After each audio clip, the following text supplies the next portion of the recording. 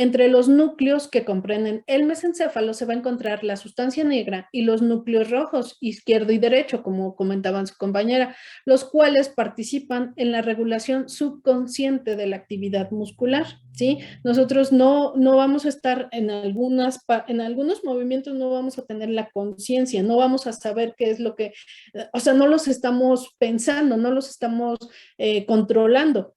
A eso se refiere con regulación subconsciente. También los núcleos mesencefálicos relacionados con los pares craneales bueno, también va a haber núcleos que van a estar relacionados con estos pares craneales, que es el nervio motor ocular común, que es el tercero, y el nervio patético, que es el cuarto. Entonces, de ahí es donde surge el síndrome que nos comentaba Moisés, ¿sí? Entonces, ¿por qué? Está relacionado con estos pares, o sea, está ahí, hay una participación, bueno, están pasando en ese lugar. El tectum, ¿qué es el tectum? El techo, ¿no? Está en la zona dorsal del mesencéfalo. Está relacionado con las reacciones automáticas ante estímulos auditivos, ¿sí? Es precisamente si yo les hago aquí como que la relación está más o menos por aquí a esta altura. Entonces, por eso precisamente está relacionada con esos estímulos, está cerca de la parte D, formando dos bultos llamados colículos cuadrigéminos. Son, pues como el nombre lo dice, son bultitos, son áreas de todo esto es axones. Y el tegmentum contiene tres regiones, que es la sustancia negra, la sustancia gris periacueductal y el núcleo rojo. La sustancia gris periacueductal, ¿a qué se refiere? Bueno, si yo les dije que pasaba por aquí el acueducto, esa sustancia es una sustancia que está alrededor, por eso es periacueductal. Entonces, esa ahorita, también para que la recuerden, con el tiempo vamos a ver que participa en la parte del dolor, ¿sí? Es una zona que nos va a generar una modulación en el dolor. Entonces, cuando escuchen, son sustancia gris periacueductal, ya van a saber a qué altura van a estar. Y bueno, el núcleo rojo, ¿no? Como les decía, el núcleo rojo es una parte son cuerpos neuronales que están presentes ahí y que por ciertas coloraciones, por ciertos estudios que realizan para observar a estas neuronas, pues captan más un tinte. Entonces, por eso se le llama núcleo rojo. Bueno, dime, Lorena. Ahí en la sustancia gris, que, sí, es donde mencionó lo del dolor. ¿Por eso está relacionado también con los Gris productos periacueductal. analgésicos? A ver, Lorena, no es la sustancia gris del dolor, es la sustancia gris periacueductal. Bueno, ¿esa es la que está relacionada también con los procesos analgésicos? Sí, sí, por eso mencionaba del dolor. Son zonas de neuromodulación. Ah, ok, ok. Gracias. De nada. La sustancia negra. Bueno, ¿qué es lo que está sucediendo en esta sustancia negra? Aquí está, vean. Este es el mesencéfalo. Obviamente, pues aquí lo vemos así como en tubito, ¿no? Cuando hacen los cortos, es cuando empiezan a verse todos estos núcleos. Bueno, entonces aquí está la sustancia negra. Esta es la zona superior. Sus funciones se asocia a los movimientos y al tono muscular. Forma parte de los ganglios basales, que ya lo habíamos visto. A su vez, esta sustancia negra se va a dividir en parte compacta y parte reticulada, que también se las mostré cuando vimos los ganglios basales, cuando vimos el circuito de la vía directa y de la vía indirecta del movimiento, cuando uno se activaba para dar el movimiento y cuando otros se desactivaban para controlar el movimiento. ¿Sí se acuerdan de eso? Y les dije que la sustancia negra es también la parte donde se forma más cantidad de dopamina. Bueno, aquí está, nuevamente, la sustancia negra, célula productora de dopamina. Bueno, sigue, bueno, no les puse el corte, nada más se los sigo poniendo así como el tubito, pero bueno. La parte compacta que va a transmitir señales al resto de los ganglios basales. Tiene un papel fundamental en el inicio y en la regulación de la motricidad fina. ¿Qué se refiere a motricidad fina? es el que podamos agarrar una aguja, el que nos podamos abotonar, el que podamos tocar, por ejemplo, el piano, o el que podamos hacer cosas muy finas. A eso se refiere con motricidad fina. Y la parte reticulada envía eferencias de los ganglios basales a otras zonas del encéfalo, como es al tálamo. Es ahí cuando se acuerdan nuevamente les digo, el circuito del movimiento, se acuerdan que esta parte también mandaba mensajes al tálamo para que el tálamo o activara la corteza o la desactivara, ¿sí? Y no se diera el movimiento. Y bueno, la mayoría de las funciones de la sustancia negra se desarrollan en su parte compacta y se relacionan con la dopamina. Así entonces nos procesa sensaciones de recompensa. También algunos movimientos nos generan recompensa, bueno, sensación de recompensa, ¿no? Por ejemplo, si alguien nos toca y es agradable para nosotros, pues eso genera, está inmiscuido esto. O nosotros que queramos, que nosotros vamos y tocamos a alguien, eso genera recompensa en nosotros, ¿no? Entonces, eso es lo que participa. Participa, como les acabo de decir, en la motricidad fina, en el aprendizaje de la respuesta cerebral a estímulos. Participa también en el sueño REM y en movimientos oculares. Entonces, está participando ahí esta sustancia negra. Bueno, aquí vean el área tegmental central, la sustancia negra y cómo la sustancia negra va a estar en contacto con el cuerpo estriado. Vean. Tiene 3 zonas donde va a llegar al cuerpo estriado. Y la parte tegmental se va a ir también a participar al núcleo accumbens y a la corteza prefrontal. Bueno, ahora, el núcleo rojo se relaciona con la coordinación de los movimientos. Aquí está el núcleo rojo. Si se fijan, o sea, son zonas pequeñitas, o sea, no son tan extensas, no son tan grandes como para decir, es que esta la puedes observar de tal manera, no, o sea, son muy pequeñitas, ¿no? Vean, el núcleo rojo. Entonces les digo, esto se relaciona con la coordinación de los movimientos. La sustancia gris periacueductal, que sería pues por aquí así. Esta interviene, como ya les había dicho, en el proceso analgésico en general. Entonces, bueno. Van a encontrar, por ejemplo, en el bulbo hay unos núcleos pontinos, son infinidad de núcleos, fastigio, núcleo interpuesto, que esto ya van a estar en el cerebelo, pero les digo, así les llaman, ¿no? A esa compactación o a esa estructura donde se alojan la mayoría de los cuerpos neuronales. Les llaman núcleos.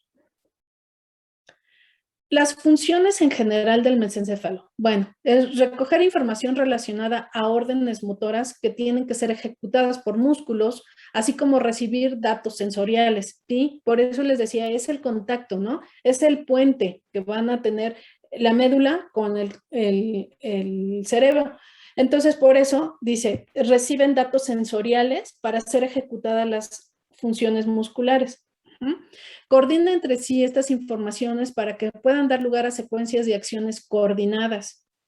Está asociada a procesos de regulación de la conciencia y del sueño, lo mismo, porque por aquí vamos a ver que va a pasar un sistema reticular ascendente, que más adelante lo vamos a ver. Entonces, por eso dice que tiene regulación en parte de esto, porque si alguna de estas estructuras donde pasa esta sustancia reticular activadora se ve afectada, se ve cortada, pues obviamente no va a dar el paso no va a poder dar el siguiente paso que sería hacia hipotálamo, a tálamo. Entonces es por eso que son relacionadas, por eso se les llama relacionadas, porque tienen que pasar por ahí, tienen que estar en comunicación, pues. Ahora me voy a ir a pasar a la otra zona, que es la protuberancia anular. Está situada inmediatamente por encima del bulbo y, al igual que el bulbo raquídeo, está compuesto por núcleos y fascículos ascendentes sensoriales, por ejemplo, y descendentes que son motores. Contiene núcleos que participan con el bulbo en la regulación de la respiración, así como núcleos relacionados con los 4 pares craneales siguientes, que es el trigémino, el motor ocular externo, el facial y el nervio vestibulococlear. Hay algunos de estos hay algunos de estos pares craneales que tienen parte motora y tienen parte sensitiva. Entonces, por eso están participando, o sea, por eso se pueden activar y realizan su función motora, obviamente, controlado por otras estructuras, por el mesencéfalo, por ejemplo, por el tálamo, igual por la corteza, se coordinan y participan en estos movimientos. Y bueno, entonces, como les acabo de decir, está formado por un conjunto de núcleos. El más importante, digamos, es el núcleo motor somático abductor. Este está vinculado al par craneal conocido como nervio abducens y es el encargado del movimiento del ojo. Cuando está afectado este núcleo motor, no podemos mover nuestro ojo, ¿sí? Tiene dificultad para el movimiento. Entonces, aquí eso es lo importante de ese núcleo, ¿no? Por ejemplo, bueno, aquí están no se ve bien. Bueno, ahorita a ver si en la otra. El otro núcleo, ¿me habla alguien? Sí, yo. Dime. El nervio abducens es el mismo que el nervio oculomotor, ¿no? No, el oculomotor es el tercero, este es el cuarto. Ah, ok, gracias. Ok. Bueno, el otro núcleo es el núcleo motor especial del trigémino. Sus funciones son básicamente movimientos viscerales, aunque tiene participación también acá en la cara, ¿sí? El trigémino está formado así en 3 ramas. El núcleo motor especial facial, también encargado de movimientos, no son viscerales, es faciales, aquí es faciales. El núcleo solitario superior se encarga de funciones vegetativas y por lo tanto automáticas. Este núcleo solitario lo van a encontrar o lo van a escuchar mucho cuando esté relacionado con el vómito. Este también se va a estar activando, ¿sí? Se van a las sustancias, tiene quimiorreceptores que van a detectar estas sustancias que nos pueden estar dando lata, nos pueden provocar problemas y se activa este núcleo. Y este núcleo obviamente nos va a dar la respuesta a como náusea o como vómito. Entonces, cuando escuchen núcleo solitario, pues ya saben más o menos a qué altura está. Dime, Mariana.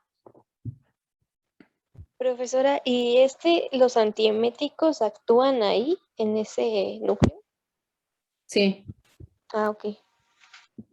Bueno, depende. Sobre todo los antieméticos pueden tener varias funciones, bueno, no varias funciones, el vómito está dado cuando se activa este núcleo solitario a través de quimiorreceptores, pero también podemos estar liberando histamina, podemos estar liberando dopamina. Entonces también alguno de los, ¿cómo se llama? Estos antihistamínicos, depende del mecanismo de acción, lo pueden hacer. Depende del mecanismo, pero sí puede llegar ahí al núcleo solitario. Gracias. Bueno, funciones generales de esta protuberancia. Es nexo de comunicación.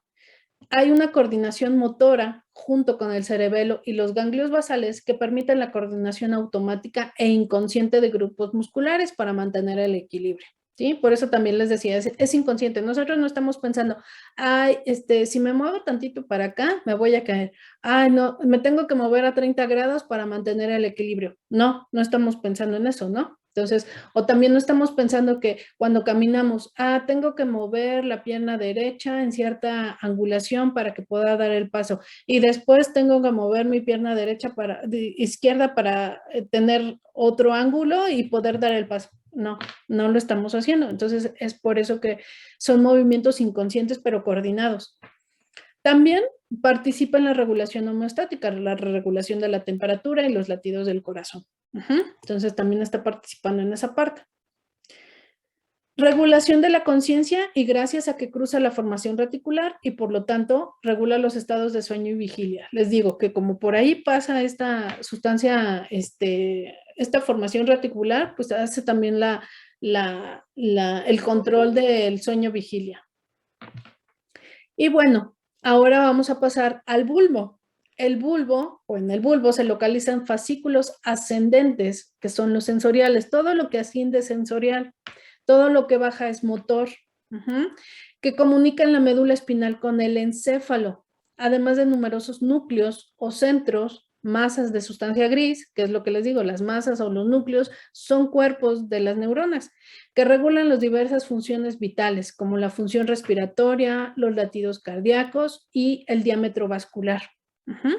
También va a estar implicado en otras funciones, como el vómito, la tos, el estornudo, el hipo y la deglución. Entonces vean cómo salen, cómo emergen todos estos pares craneales del bulbo. El glosofaringio, el vago, el hipogloso, el accesorio, el abdunces, que es el 6. Eso es lo que me preguntabas, ¿no? Hace rato, Edson. ¿Cuál era? ¿El óculo motor? Ajá, ya ve que usted me dijo que era el cuarto, pero no, ya ve que le puse que era el 6. Ah, pero es que, bueno, es que también óculo motor, mira, es el Ajá, 3. sí, sí, sí, también yo me confundí con el Bueno, tercero y el aquí, 10. aquí podemos aprendérnoslos otra vez. El óculo motor es el 3, trigémino es el 5, el abdunces es el 6, que también es parte del movimiento del ojo. El facial es el 7, vestíbulo coclear es el 8, glosofaringio el 9, el vago es el 10, el hipogloso es el 12 y el accesorio es el 11. Entonces, vean todos los que emergen del bulbo raquídeo, ¿sale? Y como les decía hace ratito, ¿no? Hay algunos que van emergen por aquí, pero se van a ir vean el tronco grande que está en el puente y es el trigémino, ¿no? Y acá en el mesencéfalo, vean, está el oculomotor, por eso, nuevamente, ¿no? Con el síndrome que nos mencionaba. Y aquí también cuando hay una afección a nivel del puente, el más grande, el más proyectado aquí es el trigémino. Entonces, por eso hay procesos, hay patologías que afectan a si se afecta el puente, puede dar lugar a algunas sintomatología a nivel de este nervio. Y bueno, pues así es como van a salir todos estos. Y estos, por ejemplo, tienen relación, tienen conexión con la corteza. Entonces la corteza es la que los va también a coordinar para que nos dé el movimiento de la cara, por ejemplo, nos dé el movimiento de la lengua, nos dé o que participe en la deglución. Entonces todo eso es lo que va a estar coordinando la corteza con estos. Y bueno, el bulbo se va a dividir en pirámides y su decusación piramidal. Esto es lo que quiero que también se acuerden. Estas son las pirámides, ¿sí? Estas son las pirámides. Aquí, cuando veamos lo de la vía piramidal, esto aquí a esta zona, aquí a esta altura, es cuando se van a decusar. Por eso es importante que recuerden esta parte. Entonces, el bulbo va a tener algo que se llama pirámides. También va a tener lemniscos, que también va a haber una decusación ahí en los lemniscos, que es una parte muy pequeñita aquí que también hay una decusación. Y el complejo olivar inferior, que aquí está. Este es el complejo. Es como un bultito ahí más grande, ¿sí? Bueno, esas son las zonas en las que se va a dividir el bulbo. Las pirámides vulvares. Se van a localizar los haces de fibras nerviosas que conectan la corteza con el bulbo y la espina dorsal. Manda la información motora hacia las fibras musculares de todo el organismo. Entonces, es parte de la vía piramidal, por eso ahorita lo estoy tocando aquí. Entonces, para que lo ubiquen y me entiendan después. Después, los lemniscos y la decusación lemniscal. Su función es transmitir la información entre el encéfalo, el tálamo precisamente, y la médula espinal. Es de tipo sensorial. Entonces, aquí está. Aquí hay este es el azul, bueno, este es el lemnisco medial, el azul, y este es el anterior. Entonces, aquí están los lemniscos. Están están adentro, ¿no? Si lo quieren, sí, como que están en la zona media de este mismo bulbo. Si le hacemos el corte, vean, si hacen el corte, están ahí adentro, están cubiertos, pues. El complejo olivar conecta con el cerebro para controlar la motricidad y también está vinculado con la visión. Entonces, este colículo, pues también está aquí, déjenme ver dónde anda, aquí no se ve.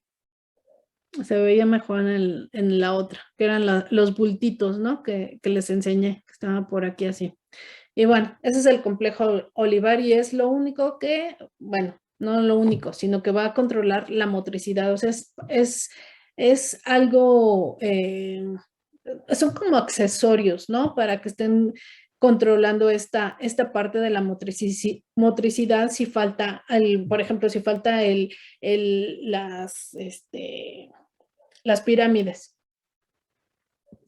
El núcleo ambiguo. Aquí se inician los nervios vago, accesorio y glosofaringio. Participa en el control de la alimentación, digestión y controla los músculos de la faringe y la laringe. Entonces, bueno, aquí está otra vez. El núcleo ambiguo.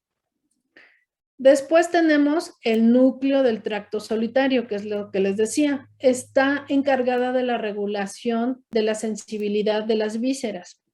Núcleo dorsal del vago. Este es por donde pasa el nervio vago y está relacionado con la digestión. Entonces vean, aquí está, el núcleo del tracto solitario es a nivel del bulbo, pero bueno, obviamente, pues así aquí en estos esquemas, bueno, pues lo ponen así como muy, bueno, como bueno, está como, obviamente son muchas fibras, son muchos axones, ¿no? Y esos axones se van compactando, se van haciendo como, ¿cómo les puedo explicar? Como vías, como liguitas que van formando esos gruesos, es que les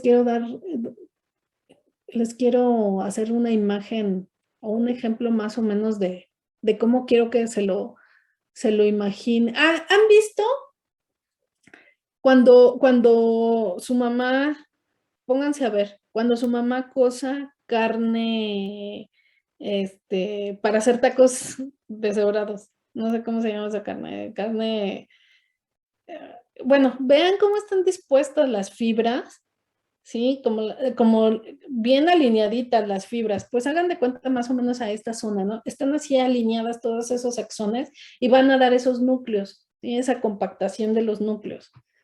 No sé cómo explicarles para que me entiendan. Es que lo tendrían que ver para que.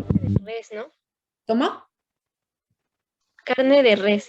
Sí, pero es así como para que la deshebren. Entonces, más o menos así quiero que entiendan esa parte, ¿no? Que se vea así como los núcleos se ven así bien organizados y pues generan los núcleos y bueno, pues así están estos núcleos, ahí están.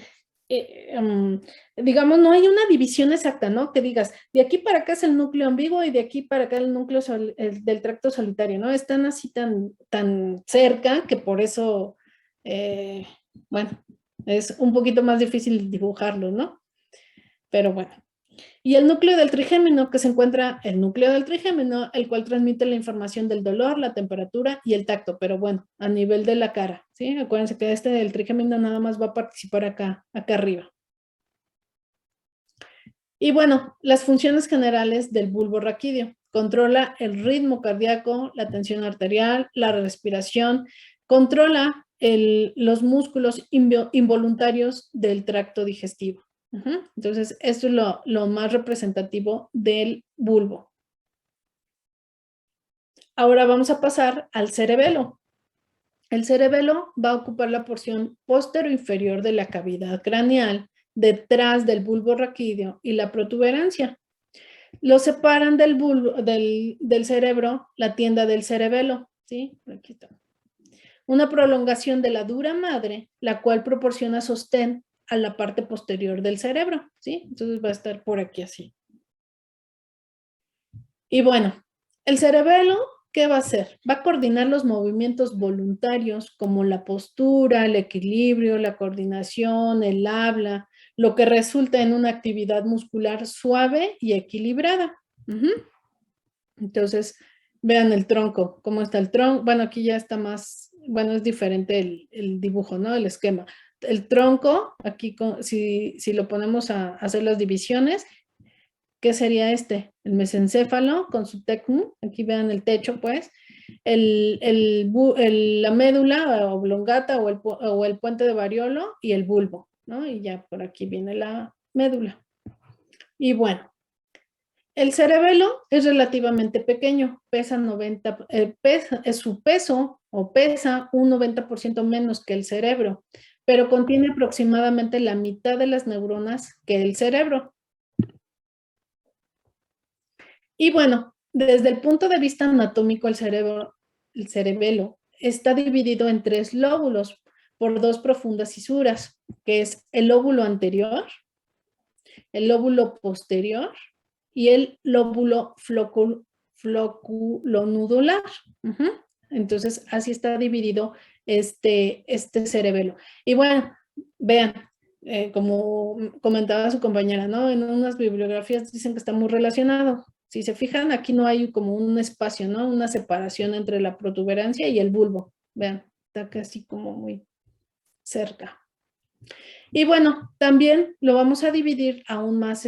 La corteza cerebelosa humana en realidad es una gran lámina plegada de unos 17 centímetros de ancho por 120 centímetros de largo, con los pliegues orientados en sentido transversal. O sea, son todos estos pliegues, hagan de cuenta que lo plegaron, ¿no? Es como si fuera una hojita y la están doblando, la doblan, y generan láminas. Todas estas son láminas. Bueno, vean, aquí está el lóbulo posterior, el lóbulo anterior, que también lo vamos a dividir así, y una parte que no les había dicho que se llama vermis, ¿sí? Y estos son, bueno, aquí está el hemisferio, ¿no? Esos hemisferios a su vez se van a dividir en lateral del hemisferio, zona intermedia del hemisferio y el vermis. Entonces, así también lo van a dividir en hemisferios o en lóbulos. Entonces, depende de cómo lo veamos. Si lo vemos en esta cara, son hemisferios, hemisferio derecho, hemisferio izquierdo. Si lo vemos en la parte, ¿cómo se llama? Lateral, es lóbulo anterior, lóbulo posterior y el otro chiquito, el floculonular. Entonces, así estas son las divisiones en las que van a estar partido este cerebelo. En la superficie del cerebelo se pueden observar 2 hemisferios y una región central llamada vermis. Bueno, lo que les acabo de decir. El vermis separa del resto por 2 surcos que son, este vermis es importante porque también vamos a ver ahí una representación del cuerpo. En esta zona radica la mayoría de las funciones de control cerebelosa encargadas de los movimientos musculares del tronco axial, el cuello, los hombros y la cadera. Esta es la zona más importante. Les digo que ahí va a estar representada, todavía no aparece, va a estar representada nuestro cuerpo. Ahorita lo vamos a ver. La zona lateral va a planificar o hace una planificación general de las actividades motoras secuenciales.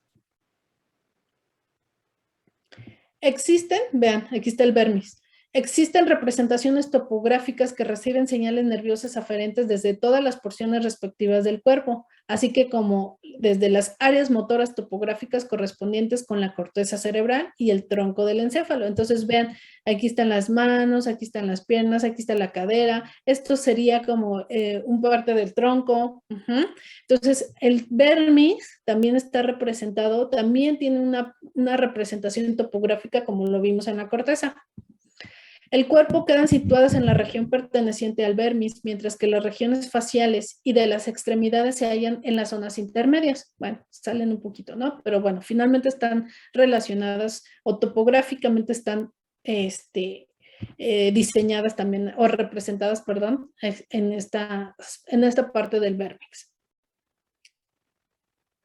Y bueno, la corteza cerebelosa es una zona del cerebelo repleta de pliegues, como lo vimos, ¿no? Con las láminas, por lo que desde fuera solo se puede observar el 15% de su superficie total.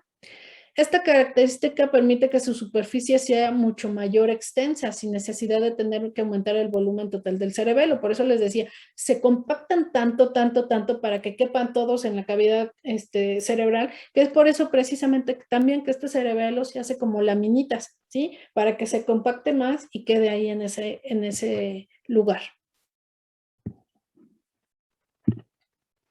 Bueno, todavía lo podemos dividir, filogénicamente lo dividieron en otras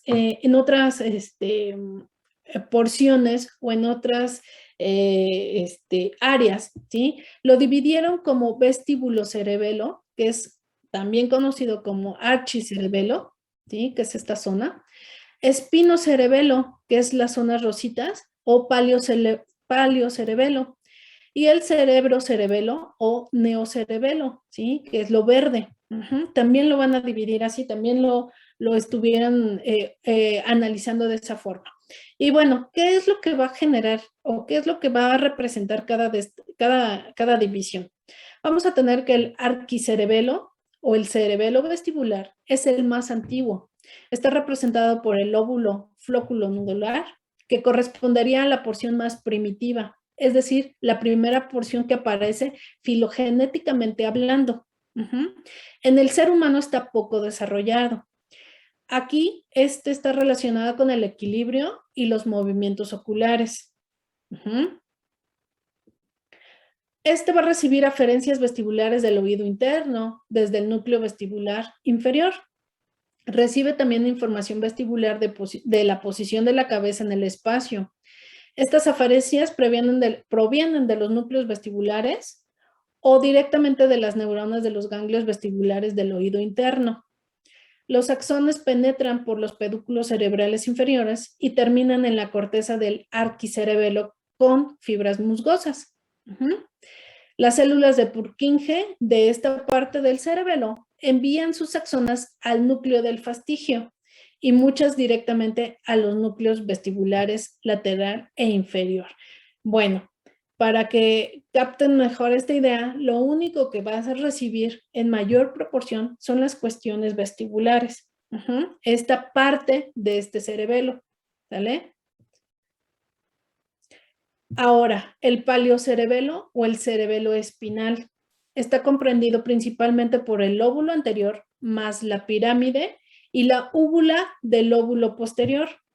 Funcionalmente está relacionado con el tono muscular, estado de semicontracción permanente de los músculos, ¿sí? Es el que nos da, por eso les decía, del tono, de la postura, porque unos mientras están contraídos, otros están relajados. Por eso dice estado de semicontracción, porque sí están contraídos, pero en el momento que se necesite, se tienen que relajar o se contraen completamente. Son movimientos asociados a la postura, a la locomoción, a través de los fascículos que vienen de la médula espinal.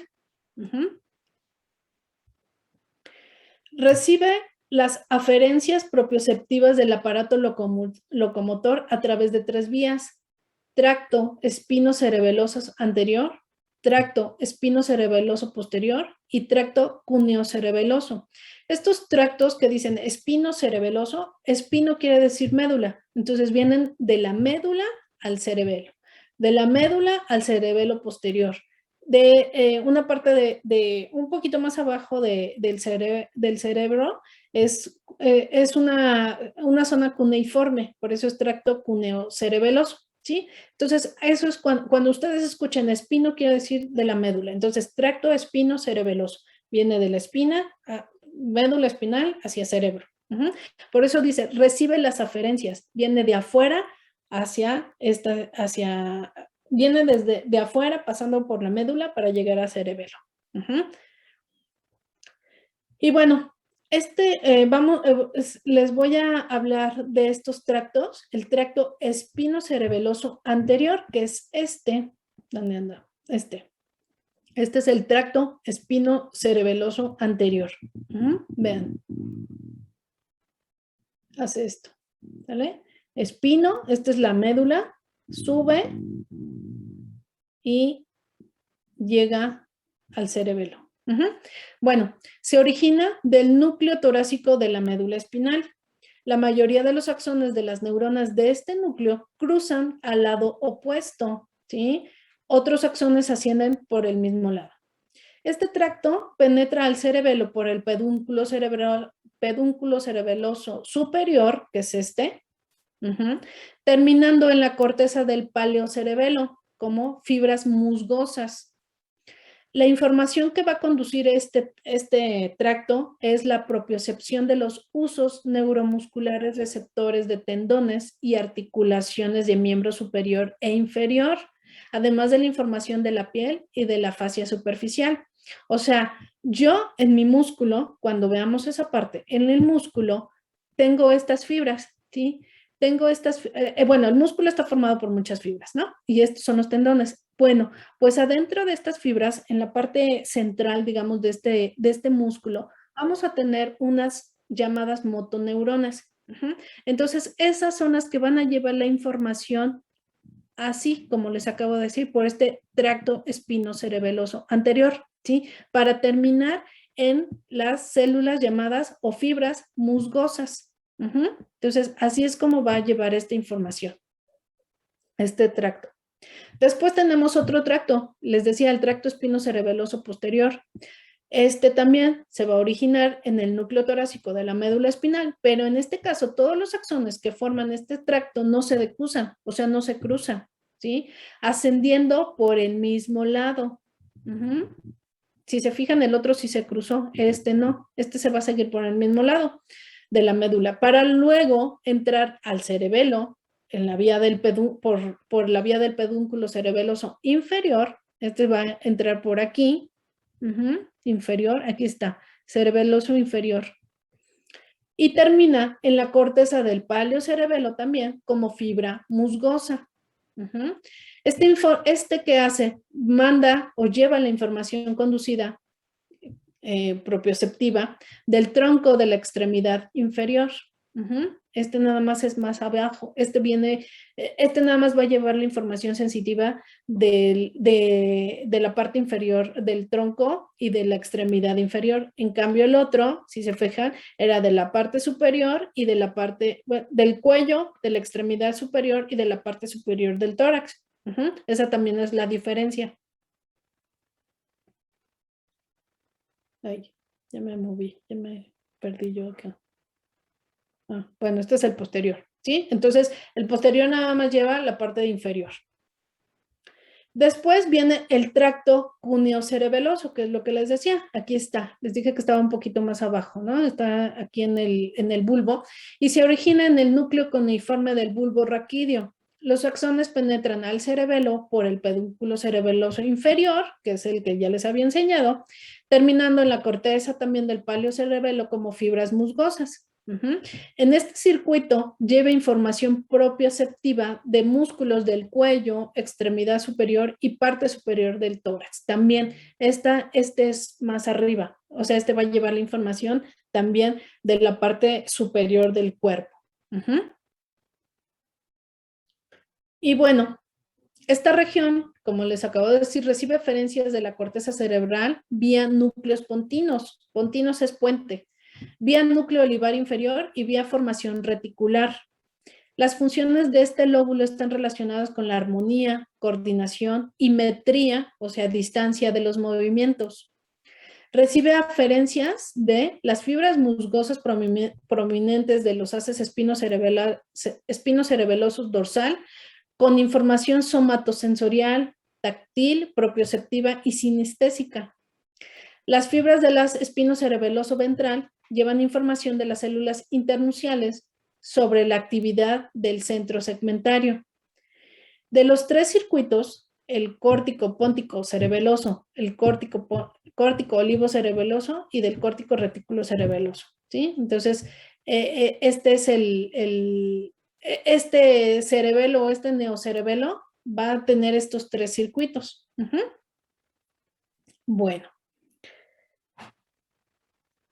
Aquí está. La corteza del cerebelo. Bueno, este último que les acabo de mencionar, nada más lo único que lleva, bueno, Lo más importante es esto, ¿no? La armonía, la coordinación y la metría de los músculos. Y bueno, pues obviamente este es el que va a recibir también información de estos haces que vimos hace ratito, y va a generar un circuito así: córtico póntico cerebeloso, córtico olivo cerebeloso y córtico retículo cerebeloso. No hay más información acerca de este, por eso ya no hice más énfasis en este circuito, o mejor dicho, en este neocerebelo.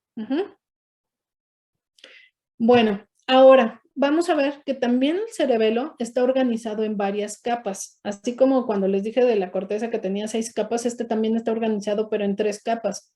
Vamos a tener 3 capas importantes, que son la molecular, donde están alojadas las células de Purkinje, y la granular.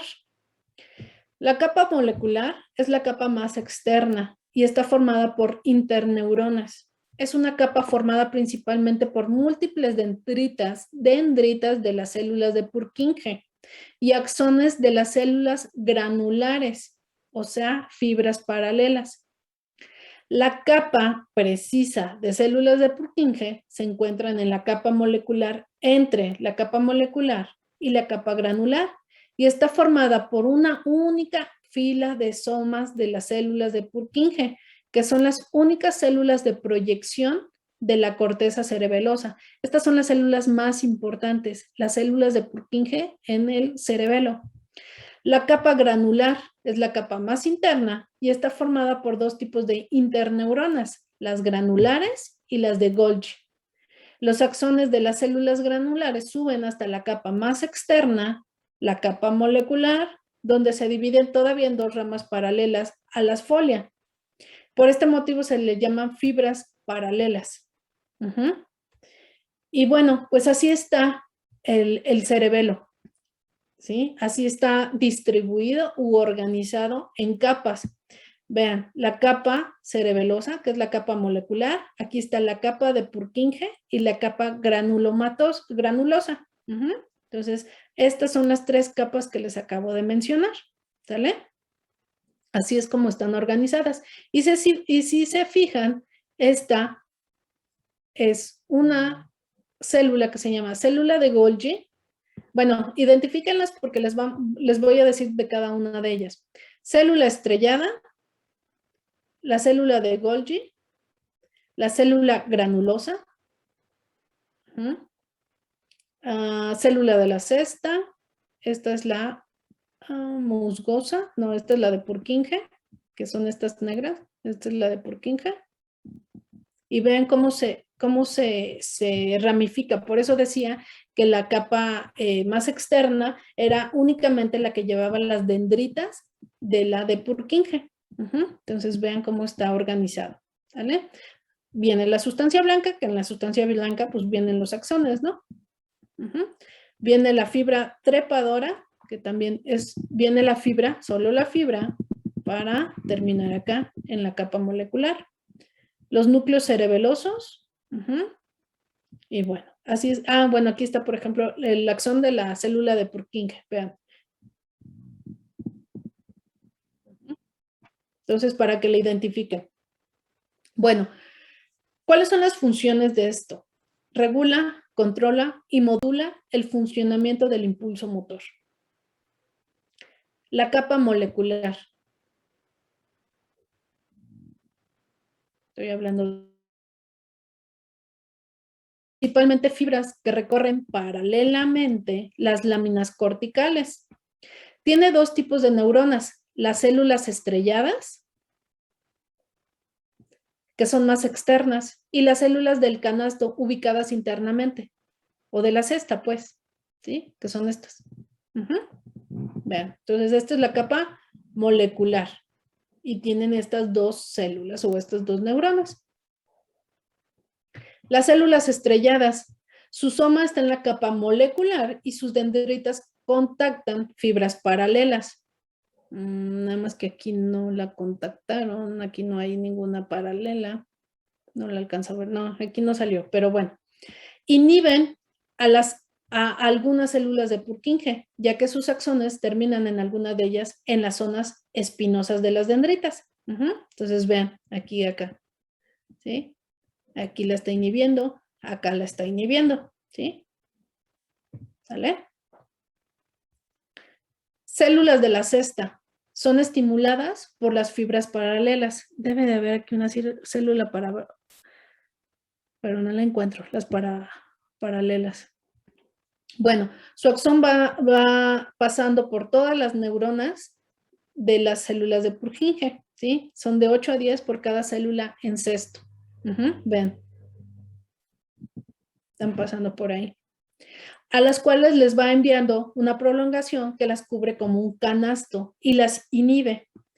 Inhibe a las células de Purkinje y estas se conectan con los núcleos centrales, es decir, con el fastigial, el emboliforme, el dentado y el globoso, nada más porque aquí no están. No encontré una imagen, la verdad, para mostrarles todos esos núcleos. Pero bueno, esto es lo que hacen estas células de la cesta. Van a inhibir a las de Purkinje también, protegiéndolas, ¿no? Como cesta, como dicen. Ahora, las células de Purkinje están formadas por un solo extracto de células. Son todas estas. Cada célula de Purkinje recibe alrededor de 1 millón de aferencias. Tiene una dendrita apical que se arboriza extensamente en el plano perpendicular. Vean, es esto. Los axones de las células de Purkinje se proyectan hacia la sustancia blanca. Todo esto era la sustancia blanca, para sinapsar con los núcleos intercerebelosos, que es los que están acá abajo. Estas células de Purkinje son inhibitorias de las neuronas que sinaptan, o sea, que liberan GABA. Entonces, estas células de Purkinje son inhibitorias. La capa granulomatosa o granulosa es esta. Ya voy a hablar aquí abajo. Tiene una gran densidad de pequeñas neuronas llamadas células de la granulosa, ¿sí? Que es estas cafecitas. Son como postes, dice ahí. Son numerosas neuronas pequeñas con el núcleo densamente teñido y escaso citoplasma. Sus axones se van a dirigir a la capa molecular donde se bifurcan en forma de T, tomando el nombre de fibras paralelas. Ah, pues aquí estaban. Bueno, paralelas. Aquí están entonces, son las cafecitas, vean. Se extiende por aproximadamente 1/3 de la extensión de la lámina. Hacen sinapsis con neuronas dendríticas de las células del Purkinje. A ver, es que aquí no, ya no hizo conexión. Aquí se cortaron. Bueno, tendría que llegar hasta acá, ¿no? En teoría, bueno, sí. Bueno, si vemos, todos estos puntitos cafés son las paralelas. Entonces, bueno, sí. Si se lo imaginan, tienen que estar aquí relacionadas. Eso es lo que quiere decir el dibujito. Y bueno, hacen sinapsis con numerosas dendritas de las células de Purkinje y células de la cesta. Son excitatorias porque tienen glutamato. Reciben aferencias que vienen desde el exterior, las fibras musgosas, las cuales ascienden, por aquí andaban las musgosas, las cuales ascienden y hacen sinapsis con las dendritas de las células granulares. Entonces, vean, sí hizo conexión aquí, ¿no? Aquí está la parte cafecita y aquí hizo conexión con esta. ¿Vale? Bueno. Las células de Golgi. Las células de Golgi son de gran tamaño en comparación con la neurona granular. Es una neurona de asociación. Sus dendritas hacen contacto con las fibras paralelas de la capa molecular de la mayoría de los casos, pero algunas dendritas hacen contacto con los glomérulos. Aquí no la encuentro, los glomérulos. Inhiben a los glomérulos, ya que su axón termina siempre en ellos, liberando GABA. Las fibras musgosa también se conectan con las fibras de Golgi.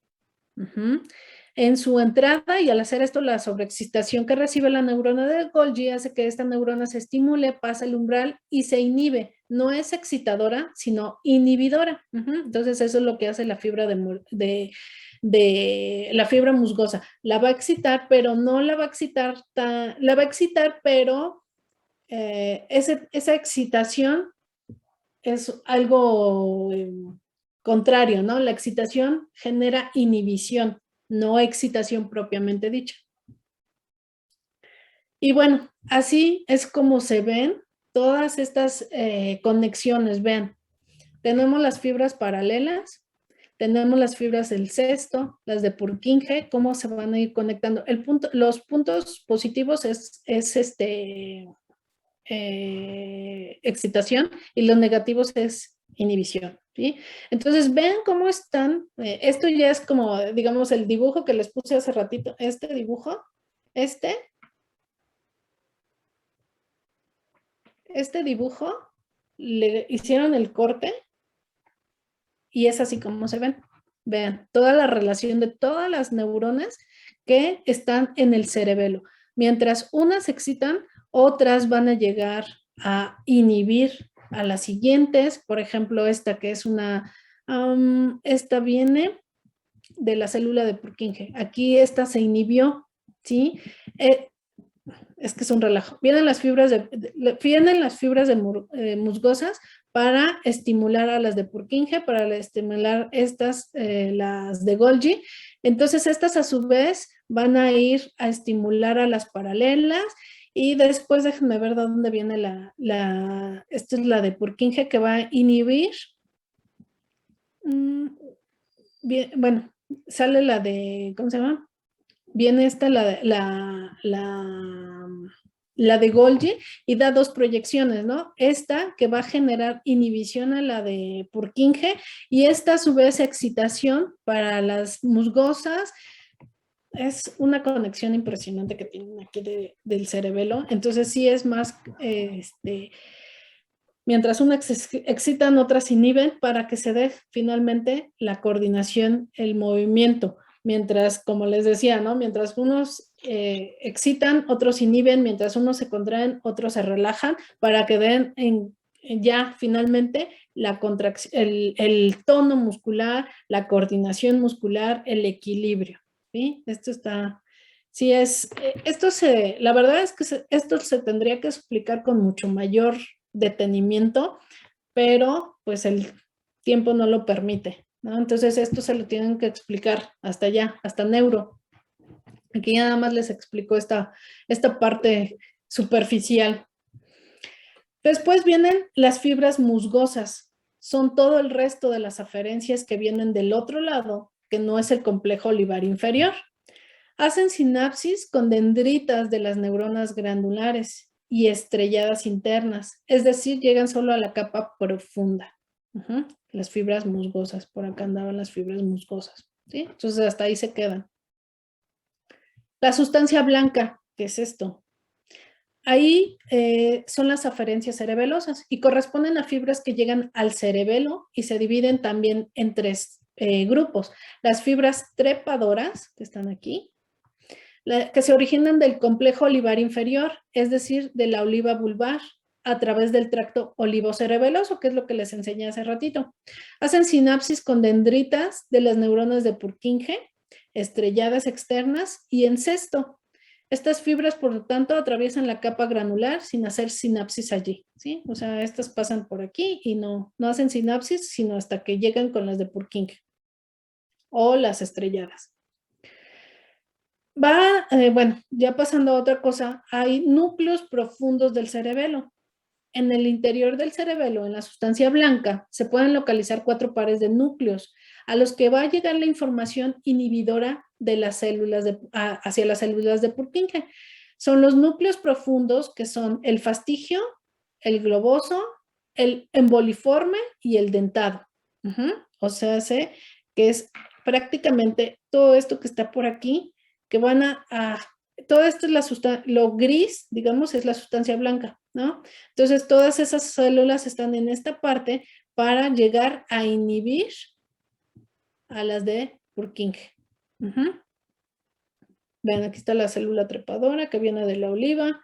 Entonces, eso es lo que hacen estos núcleos, ¿sí? Tratan de llegar ahí para inhibir a las células de Purkinje. Bueno, ese no lo tengo. Ah, bueno, y acá está el esquema en general de cómo se activan todas estas células para que inicien el movimiento o finalicen el movimiento. Se van a dividir los músculos también. Yo les digo contracción y relajación, pero también lo van a conocer como músculos agonistas y como músculos antagonistas. Antagonistas es que hacen lo contrario, obviamente, a los agonistas, ¿no? Entonces, vamos a ver que el inicio del movimiento va a estar en color verde. Y la finalización del movimiento está en color rojo. Bueno, tenemos, vean, ¿se acuerdan que el tálamo tenía que estimular a la corteza para dar lugar al movimiento? Bueno, llegó la estimulación gracias al núcleo profundo. Es que esto también tendrían que hacer un poquito de recordatorio del otro cuadro que les puse. ¿Se acuerdan que el núcleo profundo estimulaba al tálamo para que este tálamo diera lugar al movimiento? Entonces ya está la corteza motora estimulada, lleva la información al tronco del encéfalo, también a través de la médula espinal, y dependiendo del estímulo o dependiendo de lo que haya sido la información, va a ser la contracción del músculo agonista. Entonces, así se da el movimiento. Mientras tanto, la corteza cerebral a través de las fibras musgosas también van a estimular al núcleo profundo, pero una parte de estas van a generar una finalización del movimiento. ¿Cómo? La van a tener que empezar a inhibir a través de la conexión que hacen con las células de la granular. Después, con las fibras paralelas, ¿se acuerdan cómo iban las fibras paralelas y se iban a encontrar con las células de Purkinje, ¿no? Que iban así y se encontraban con las células de Purkinje. Entonces, las estimulan, pero esta estimulación quiere decir que al estimularlas, las apagan, pues las desconectan. Por eso viene aquí lo negativo o la inhibición del núcleo profundo. Entonces, es así como termina el movimiento. Entonces, así es como se conectan las fibras que están en el cerebelo, ¿sí? Entonces, a grandes rasgos y para la forma más didáctica y la forma más práctica, las fibras musgosas a las células de la granular, que son las paralelas, bueno, que vienen después ahí las paralelas, acuérdense del dibujito. Ay, espera, les pongo Viene las paralelas, y estas paralelas, acuérdense que llegan y se conectan con las de Purkinje. Entonces, las células de Purkinje sirven para la inhibición. Bueno, se tienen que inhibir para que ya no se dé el movimiento.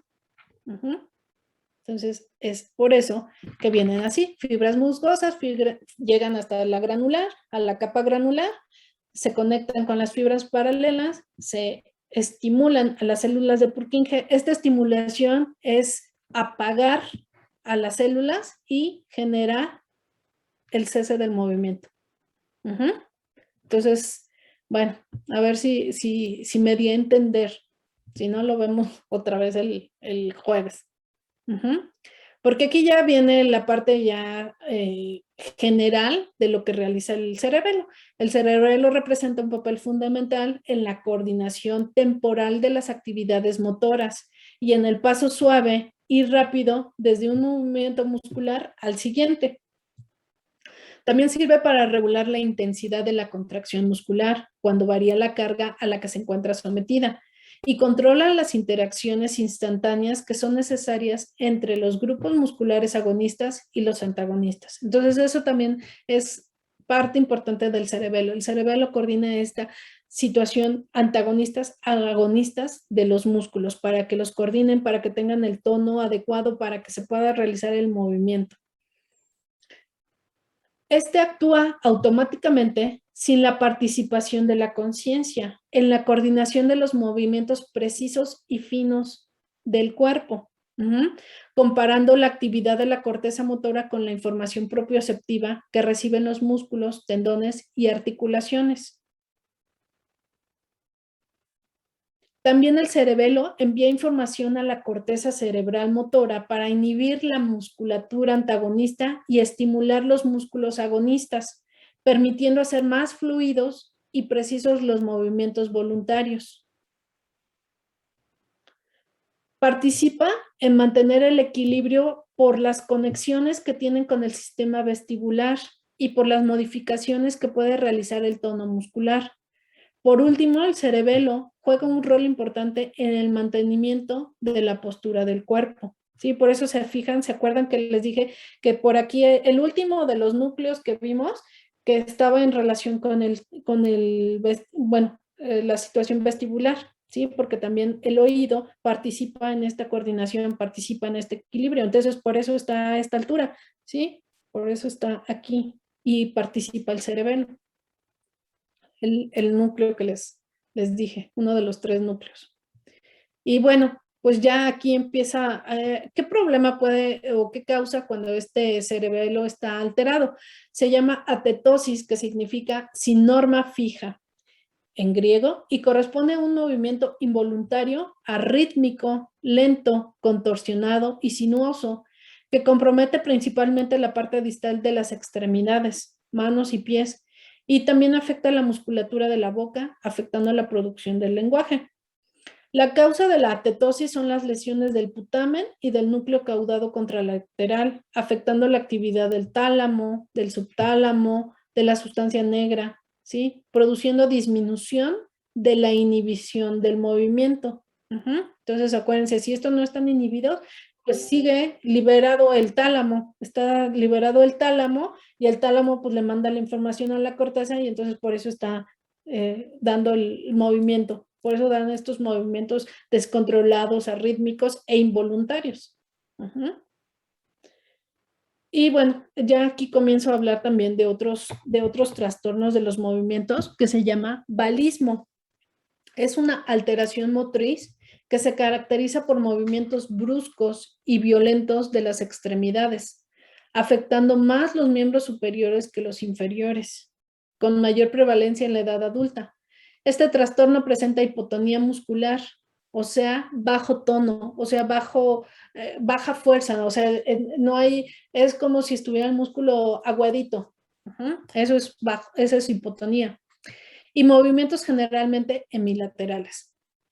El valismo se va a producir por lesiones del núcleo subtalámico, generalmente por lesión vascular. Esto produce disminución en la inhibición del globo pálido, lo que afecta sus proyecciones al globo pálido y finalmente disminuye la inhibición del tálamo, lo que provoca la sobreexcitación de la corteza motora, ¿sí? Entonces, esto es participan mucho los ganglios basales.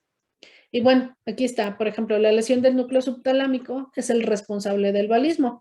Entonces, acuérdense cómo iba estas son lo de la vía directa y la vía indirecta, ¿no? La que genera el movimiento y la que lo va a estar inhibiendo.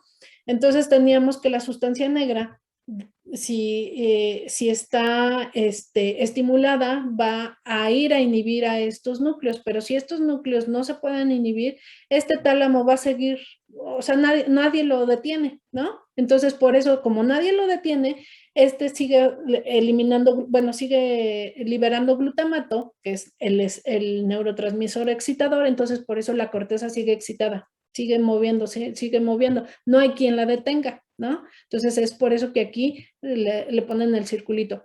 Ya una vez se supone que la corteza, bueno, como sigue estimulada, debería de controlar a través del núcleo subtalámico nuevamente, ¿no? Debería de mandar información para que este núcleo subtalámico inhiba a estos, pero está bloqueado, está lesionado. Entonces no hay quien inhiba a este globo pálido y obviamente este globo pálido y la sustancia negra no están inhibidas, entonces como no están inhibidas, pues también no dejan no permiten la inhibición del tálamo y pues por eso se hace aquí el círculo, ¿no? De movimientos. Entonces, así es como se dan este tipo de alteraciones. Y bueno, pues hasta ahí es parte de las estructuras importantes del movimiento. Lo más pesado, digamos así, de entender, digamos, es el cerebelo, por las células de cómo se correlacionan, ¿sí? Unas con las otras. Pero bueno, a grandes rasgos es así como se está dividiendo el cerebelo y en lo que va a participar. Entonces, bueno, la cerebelo, los ganglios basales y obviamente la parte de la corteza. Una vez que se coordinan todos estos, pues van a dar el movimiento. Bueno, hasta aquí, ¿hay alguna duda, alguna pregunta, algo que quieran comentar? Es mucha información y traté de pues hacérselas así como más digeridas, como más resumidas, porque si se fijan, lo que me decían hace rato, ¿no? Es que yo leí esto y yo leí el otro, así es un poco complejo. Entonces trato de hacérselos más resumidos, pero pues sí, es un poco difícil resumir todo esto. Pero bueno. Yo tengo nada más la duda, ¿las fibras paralelas van a tener contacto con las dendritas de las células de Purkinje o con las células de Purkinje en general? ¿O nada más las dendritas? No, con las dendritas, mira, ve cómo viene la célula paralela. De hecho, y- en la otra imagen que tienen, es igual, es como un diagrama, ahí creo que sí se ve más contacto con las dendritas. Más adelante. ¿Más? Ahí, en ¿Otra? ese, ahí. ¿Cuál? Ajá, ahí. ¿En esta? Sí, ahí se ve bien las fibras paralelas. Ahí Ah, ya le estoy moviendo. Esta. ajá. Estas Ajá. estas son las fibras. Aquí me le cambiaron, aquí le pusieron verde. Ve, Ah, ok. estas son las Ah, paralelas. ya. Ahí tienen contacto con las Ajá, mira, dendritas. aquí está. Las de Ah, ok. Purkinje. Ujú. Nada Ok. más. ¿Sí? Entonces, bueno, pues si se fijan, si es esto es a lo que le llamaban convergencia y divergencia, ¿no? Ahora entienden un poquito más de cómo está esto de que en una sola convergen miles y miles y miles de neuronas, como en este caso que la de Purkinje, ¿no? Entonces, a través de todas estas, pues lo que tratan de hacer es inhibirlas. Entonces, por eso se hace ahí el complejo ahí de neuronas, los alambritos ahí están hechos bolas. Bueno, ¿alguna otra duda sobre los circuitos? Porque eso es importante que entiendan esa parte de los circuitos, porque si entienden esa parte de los circuitos, pues obviamente van a entender que cuando estos circuitos en alguno de los puntos que coordinan o que están correlacionados, si se alteran, pues nos van a dar esa parte de movimientos finos, alterados, asincrónicos, involuntarios. ¿Sí? ¿No? ¿No tienen duda? No, yo creo que más que nada sería repasar, ¿no? Cada esquema que usted nos puso. Sí, porque Nada más. creo que se quedaron, sí, así como que, ¿de qué estoy hablando? Bueno, a ver, entonces, dicen que el viernes, ¿verdad? Este viernes, podamos hacer una de dos. ¿Le seguimos ahorita? ¿O el